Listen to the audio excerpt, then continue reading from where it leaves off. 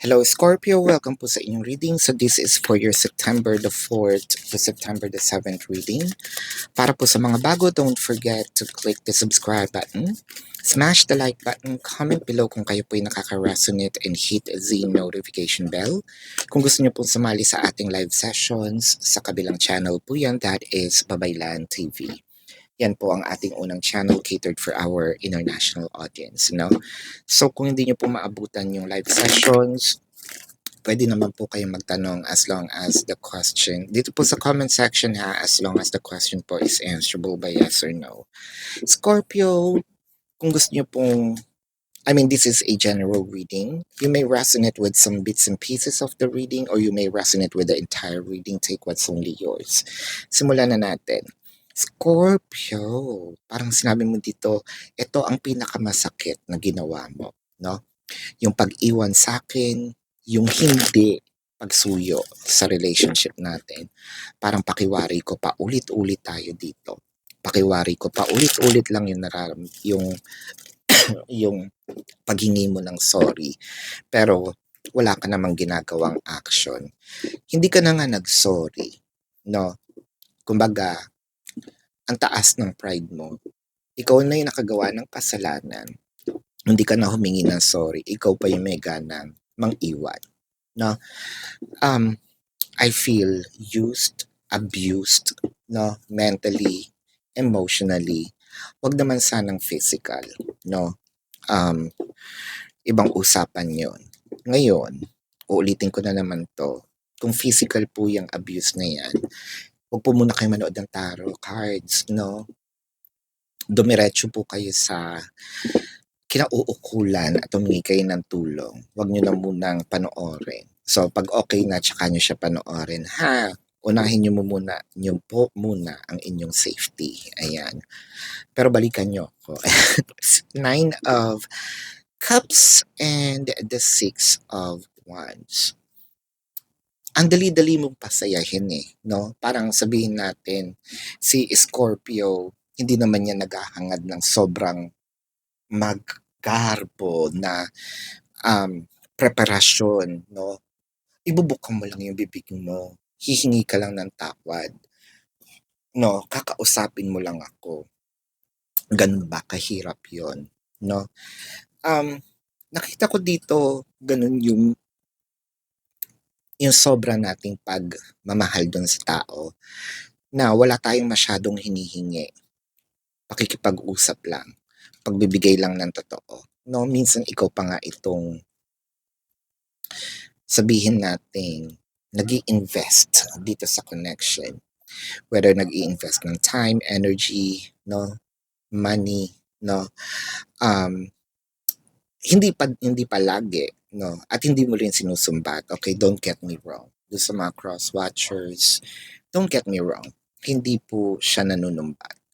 Pinapakita niya lang, no, na actually dapat hindi to pinag-uusapan, pero sana nare-realize, no. Magkaiba po kasi yung nanunumbat, pero yung kumbaga, sino ba nagsabi nun? Si Miss Vilma Santos, no.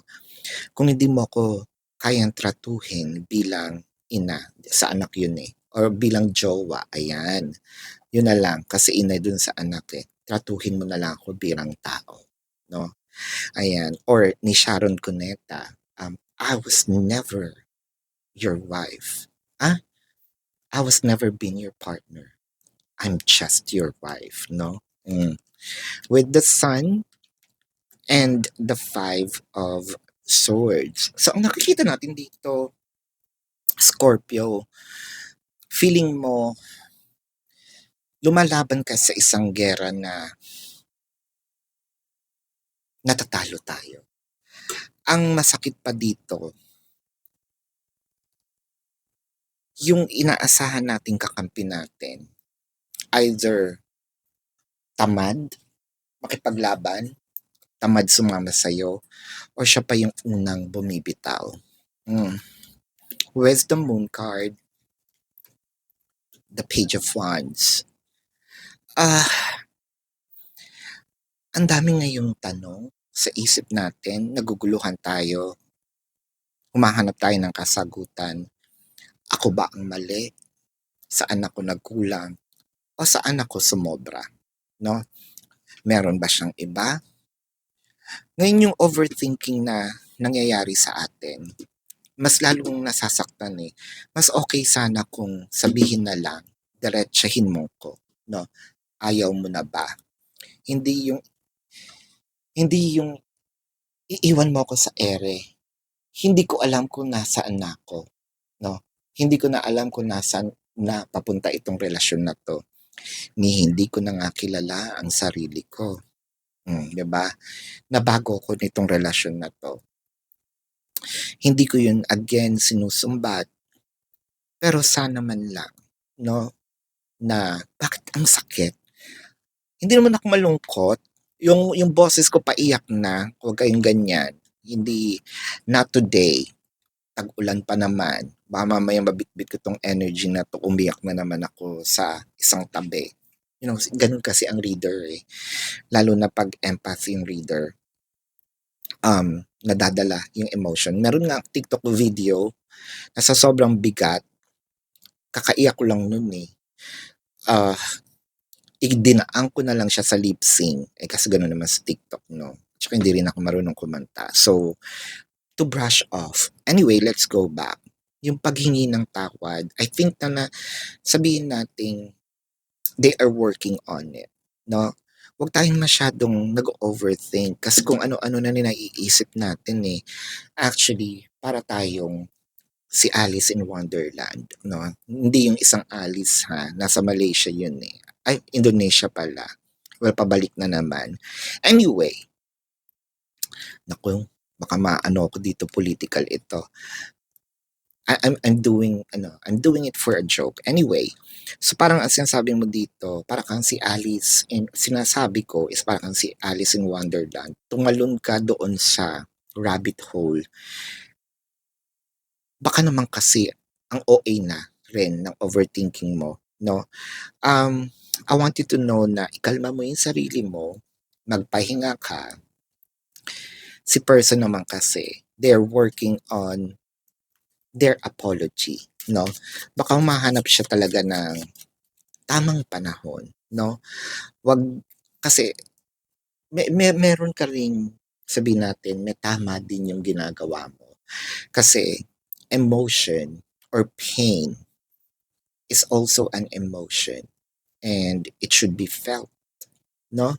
It should be felt. Kasi kung emosyon yan, dapat nararamdaman mo yan. Pero kasi karamihan, aba, ginawang bakasyunan itong pain.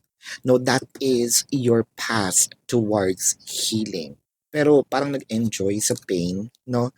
You have to be patient and I wish you were mine. For those of you who are in a situationship or walang label, no? Yun naman pala, mag-antay-antay lang, no? Or mag-antay lang kasi they are working on it, no? Tulad nga sinabi ko, baka naman binibigyan ka ng chance, no?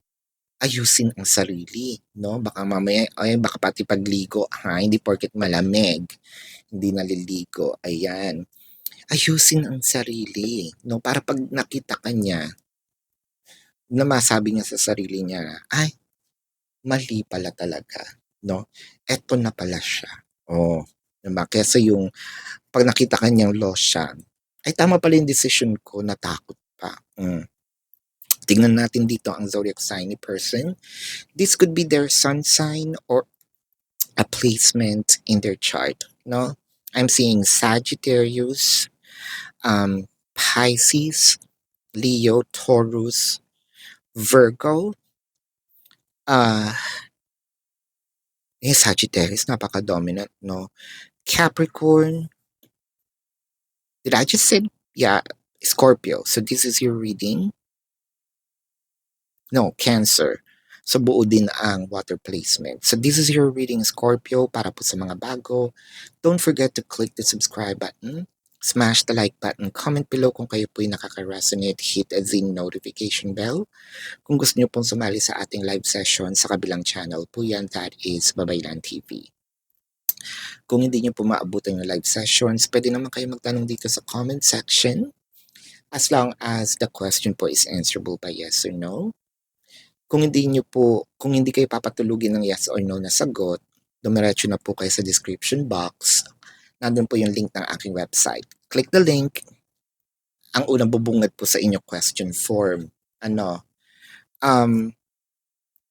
Sa question form po, nandun po yung mga QR codes. Makikita nyo dun how much per question, the name, the number for your reference. Ayan, I also created a 4 questions plus 1. Take advantage of it. Makikita nyo po dun sa mga QR codes, may label naman siya. If you want to book a private reading, nandun din po siya sa ating description box. Scorpio, ayan.